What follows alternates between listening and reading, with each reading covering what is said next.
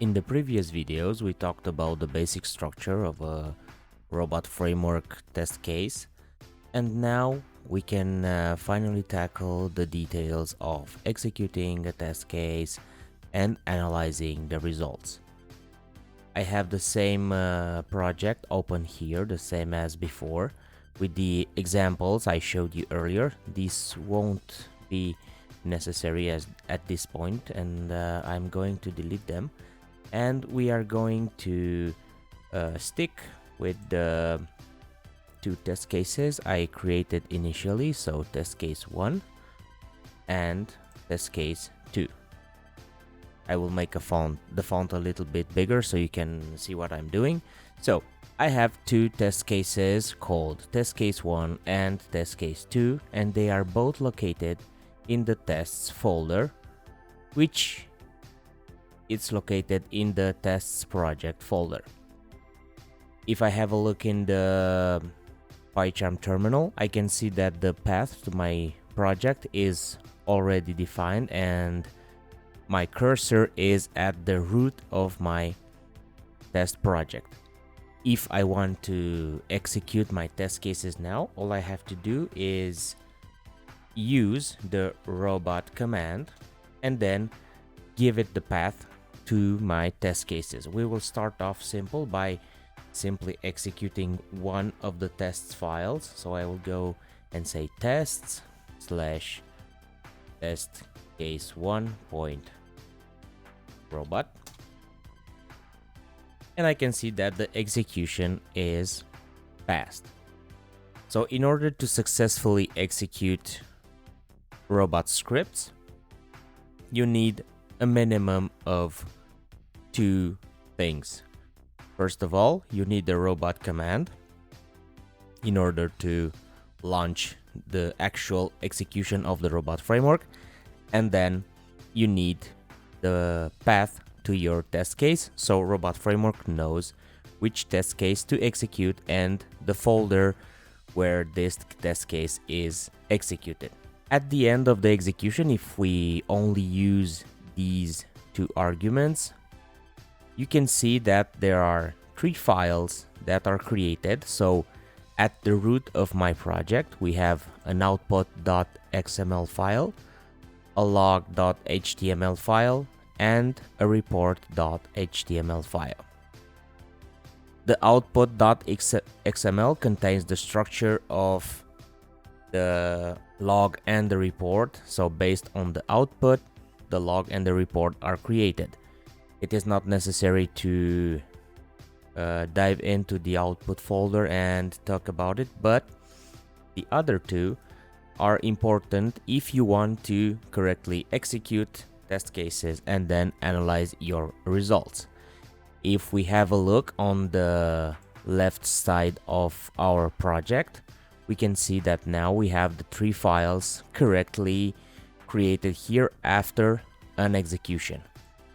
So I will go on the log.html file. I will right click and say open in browser and default. For me, that would be the Firefox browser, and this is what comes out of the pack with installing robot framework.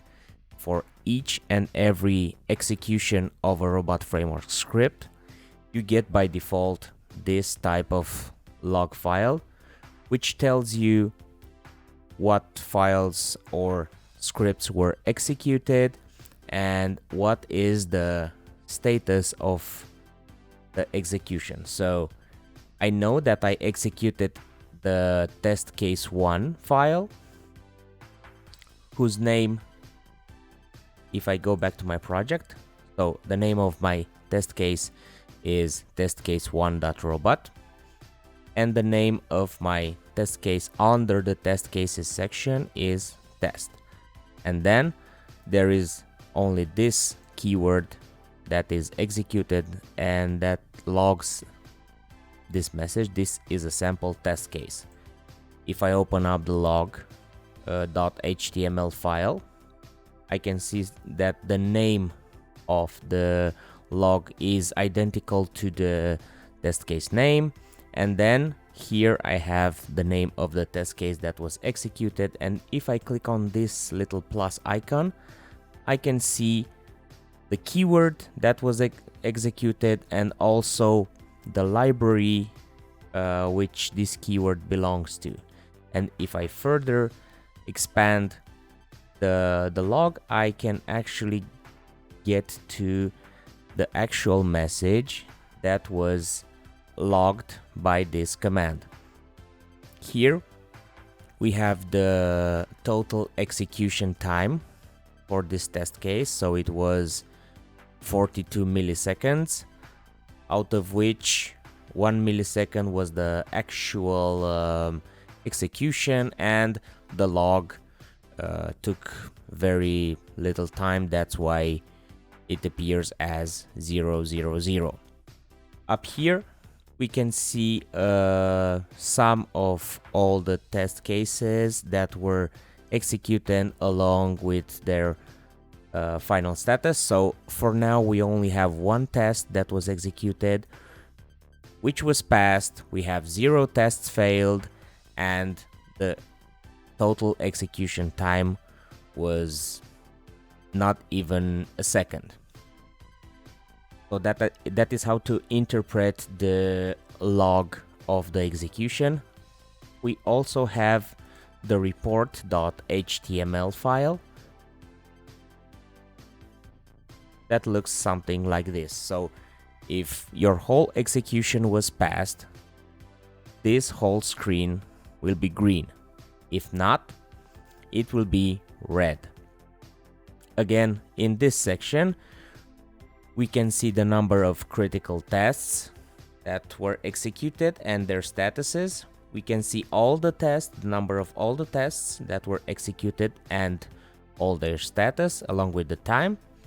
And then we have a statistic by suite, which counts all the test cases that were executed into this session. If you don't tag specific tests as non-critical, Robot Framework will assume that every test that is executed is a critical one. So if you do not touch this part, the number of critical tests will be identical with the number of all tests displayed. Okay, let's say that maybe I want to execute the 2 test cases that are displayed in my tests folder. So test case 1 and test case 2. As I showed you in the previous video, if you want to execute all the test cases belonging to a certain folder, you simply type in the name of the parent folder, and then when you hit enter, you can see that the execution was successful, and I have the same 3 files that are generated by this execution. So the output.xml, the log, and the report. If I go now on the page where I previously had the log open and I hit the refresh button, I can now see that the data has changed, and I now have 2 test cases that were executed, 2 tests in total, 2 tests were passed, and then I have the name of the 2 test cases right here. As for the log, we can now see that for each test case, if I go ahead and I expand this whole section, we get down to seeing the actual keywords that were executed during this robot command. And for each test case, on the right side we have the total execution time. So nothing has changed compared to the previous log, except for the fact that now instead of 1 test case displayed in the log, I have 2. Same for the report file. If I hit a refresh button, I can see now that my report file contains 2 test cases, and I can go ahead and make all kinds of selection based on the test case name, or choose all the tests. It doesn't matter. So This was actually one of the things I liked more about robot framework when I first started automating.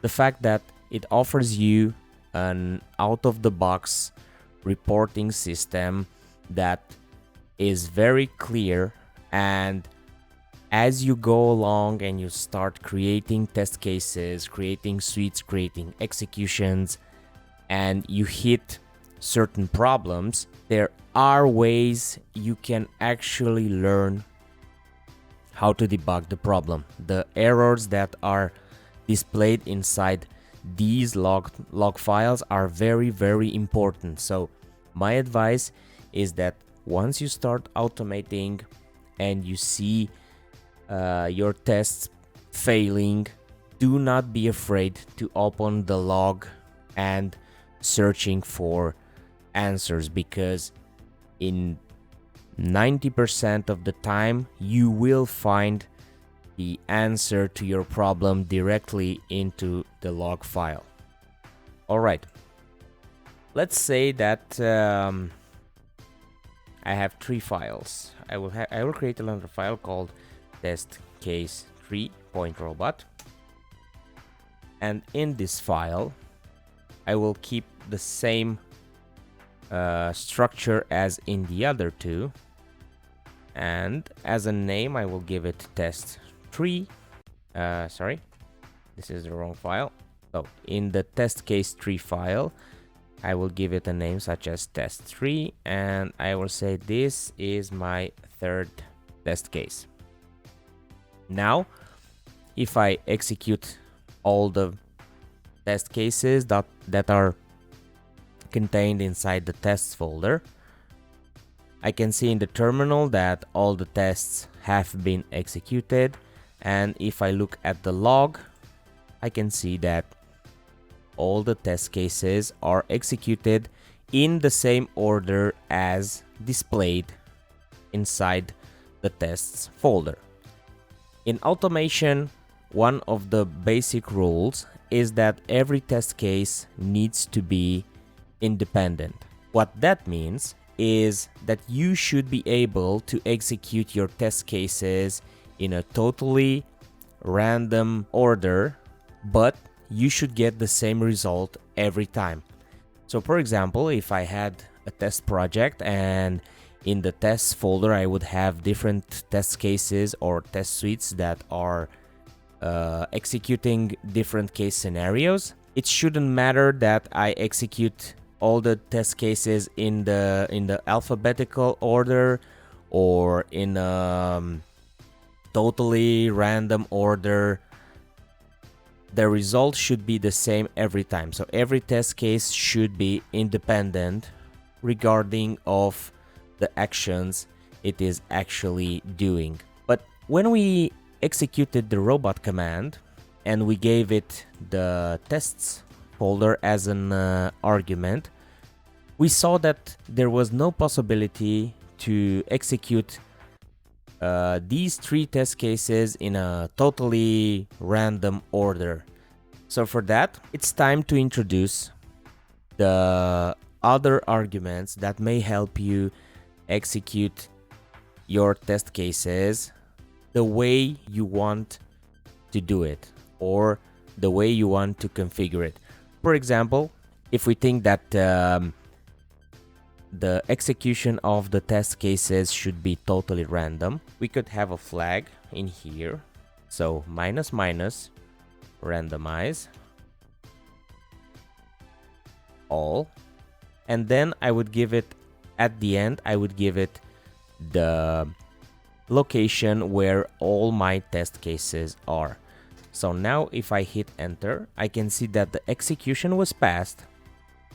The same 3 tests were executed, but now when I look at the log, I can see that the order of execution has totally changed. So inside the tests cases folder, the 3 test cases were executed but in a totally random order, and in the end I can see that test case 3 was executed first, then it was test case 1, and then it was test case 2. If I launch the exact same command again, and I refresh the page with the log, this is a coincidence, but the 3 test cases were actually executed in the alphabetical order again. And you can see that the order has shifted again.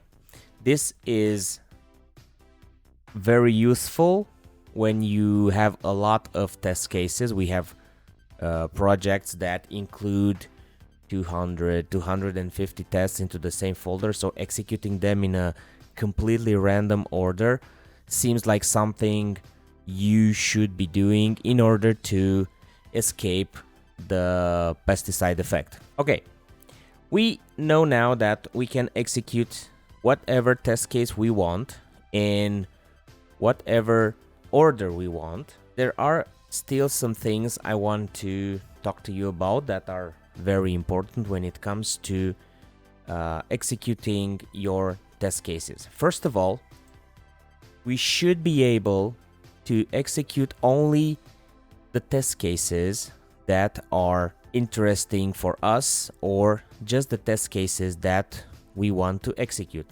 Let's say, for example, that in the tests folder I have 100 tests and I want to target all the tests in this folder, but based on a certain criteria.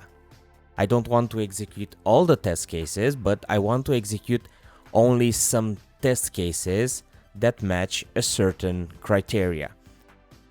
This is where the tags come along. So if I go to my first test case, and right in the first row I could start typing tag, and sure enough, PyCharm will offer me the possibility to autocomplete. So the syntax is just like this, and now I can give it a name for a tag. Let's say demo, and for test case 2 I will have a tag called demo2,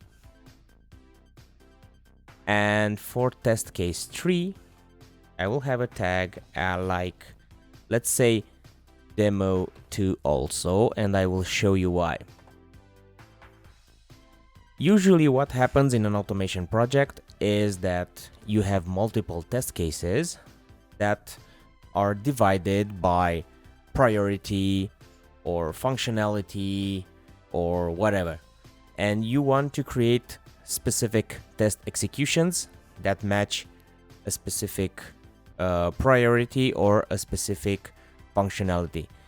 The easiest way to do that and to target the same folder with multiple robot commands is to create tags for the test cases you are interested in. So let's say that now I want to only execute tests that have this tag. I would go into my robot command. I won't be messing with the randomize command. So this is a command you can use with or without the randomize, but I will let it there just so you can see in the end the number of arguments that we can pass for a simple execution. So now if I want to execute only the tests in the test folder that contain the demo tag, I will put -i, so that is for include, and I will give it the name of the tag I want to target. So what is going to happen now is that Robot Framework will search for tests inside the test folder with the tag demo, and will execute them without touching any of the other ones. So now if I hit enter, the execution has passed, and I know that only test case 1 had this tag. The other 2 were having demo2. So into the same log file, if I hit a refresh button, sure enough, I can see that the only test that was executed was test case 1. If I want to execute all the test cases that have the demo2 tag, I could type in -i demo2 and the target folder. And now we have two tests that were executed because test case 2 and test case 3 were the tests that had the demo2 tag. Refresh on the log file, and we can see that test case 2 and test case 3 were executed, and also the randomize command has done its job and completely randomized the execution order of the two test cases.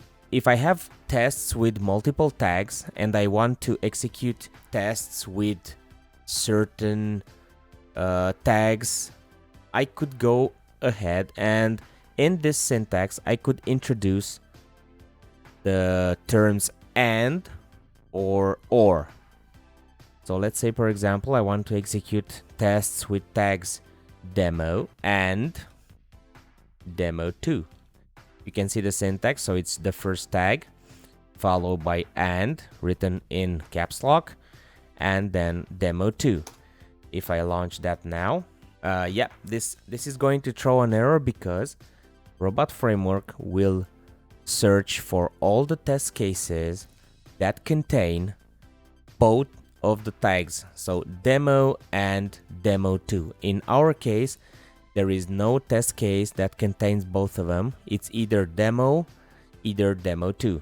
Let's try again, but this time we will use or. So now Robot Framework will search for the test cases that contain either the tag demo, either the tag demo2. And if I hit enter now, you can see that all three test cases were executed because test 1 had the tag demo and the other two had the tag demo2. One simple refresh on the log page, and here are the three test cases that were executed. Let's say, for example, that test case 1 had demo and demo2 as tags. Now the command that we launched earlier should work fine. And there you have it. We have one critical test that is executed because test 1 was the only test that had both tags. So this is one easy way of making sure that you are only executing the tests you want in a certain location. In this case, is the tests folder containing the three test cases. We can have more details into the execution log or less details. And when you are automating big projects and you have many test cases, especially on web, on mobile, you get to the point where you actually want to debug the problem and you actually want the log to display valuable information when a test fails, so you know where the problem is. And that is done by introducing a new concept into the robot command, and that is the log level concept. The log we are seeing here is a simple log with the minimum of details we may have for an execution. But what if I want to display more information and see all kind of requests, how much time it took for a certain request to pass and how much time it took for a certain keyword to be executed? Then in my command, let's say I will execute all the test cases, and then I will go and say log level, and there are three kinds of log levels you may want to use. The first is info,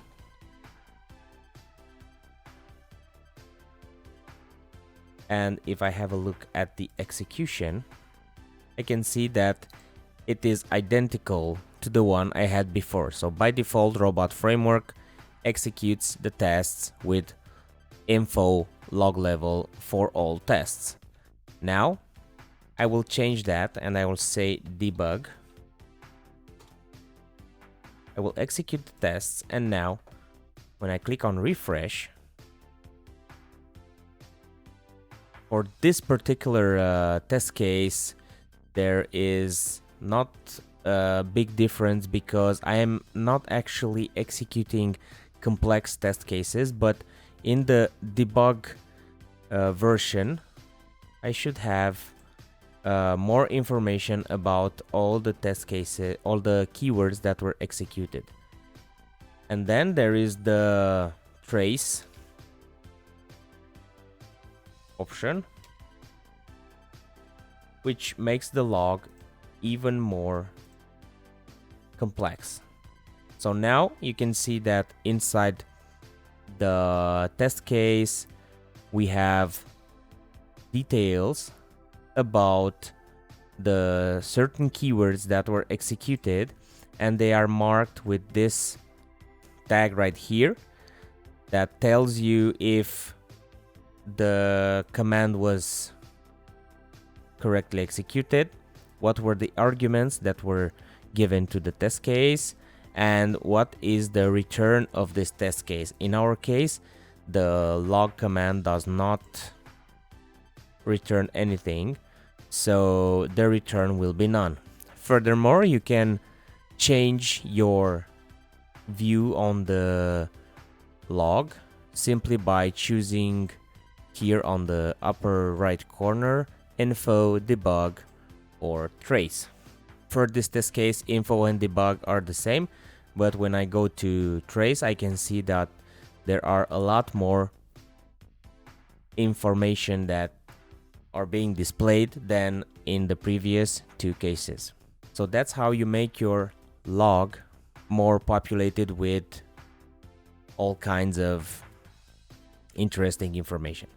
And finally, for this particular video, I want to show you how you can put your output files into the folder you want, because if we look at the structure right now, you can see that we have the tests project that contains the 4 folders we created in the beginning, and then the log, output, and report files are created directly into the tests project because that is where we actually launched the robot command.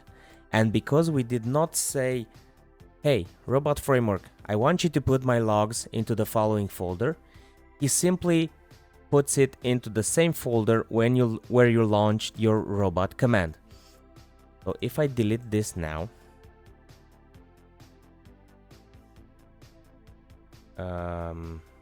refactor, save, delete. Let's say, for example, I want to put all the output files that come from my execution directly into the output folder, because that is actually the reason why I first created this folder. I will have the syntax I had before, but if I want to put my output files into a certain location, all I have to do is give it a flag like -d. So D for is used for declaring the output path of your execution. And because I'm in the tests project folder, I want to go down and put my output into the output folder. So that is exactly what I'm going to write here, output. And then everything else stays the same. So I will execute the robot command. I will put the output files into the output folder. I will randomize my execution. I will include tests that contain tags such as demo or demo2. I will have a log level trace for my log so I can see much information. And I will target all the tests in the tests folder that match this criteria. And now when I execute it, I can see that after the execution has passed, I get this message saying that my output was thrown into the PyCharm projects folder, test project. So this is the same location as before, but now they are put into the output folder, and I can see that there are the same 3 files as before.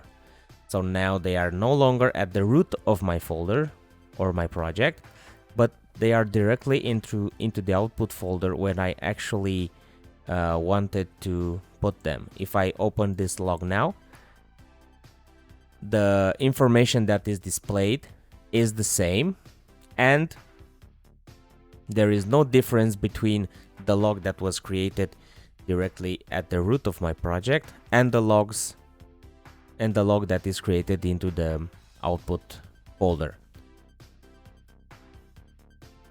Until now we saw executions that were successful, and now I just want to briefly show you how failed execution looks like. So you can see that all this beautiful green can turn into red if one or more tests belonging to the execution are failed. So for example, I will open up my test cases tree file, and I will simply modify this keyword from log to logs. This is a keyword that does not exist into the built-in library or any other library that is imported here under the settings section, and right away you can see that PyCharm has discovered that, and it has underlined this word, and I get a hint that keyword definition is not found. And that is exactly what I want to do, because I want to show you how you can make a test fail and how does the log look when you have a failing test case. So now I'm going to execute, and what happens is that the first test case has passed because there was no error. Test case 3 has failed, and I get an error message directly on the terminal. And test case 2 was successful because I didn't modify it also. The whole execution status is now fail because we have at least one test that does not have the pass result. We have the logs into the same location, and now if I'm going to refresh the page on the tests log, here's what happened. Test case 1 was successful. It's displayed in green and all the details are displayed as before. Test case 2 is displayed in green because it was successful and all the details are displayed as before. Instead, test case 3 is displayed as fail, but more than that, it is displayed as failed directly at the line where it actually failed. And let me show you exactly what this means. Let's have test case 3 composed out of 2 lines. We will have a good keyword that I know it exists, and it will log this message, and the second line will be an unexisting keyword. Now I will remake the execution. I get the same result as before. But if I look at the log now for test case 3, it shows me exactly where this test has failed. So the first keyword that composed this test case, which is log this message, was successful. And then it went down to the second keyword that composed this test. So it should have been log, but it was logs because I modified it. And sure enough, you can see that now test 3 has failed at the second keyword that was trying to execute. First keyword was successful and the second keyword was failed. And now the report, if I refresh this, it will show that the whole execution is failed because one test of the tree was failed.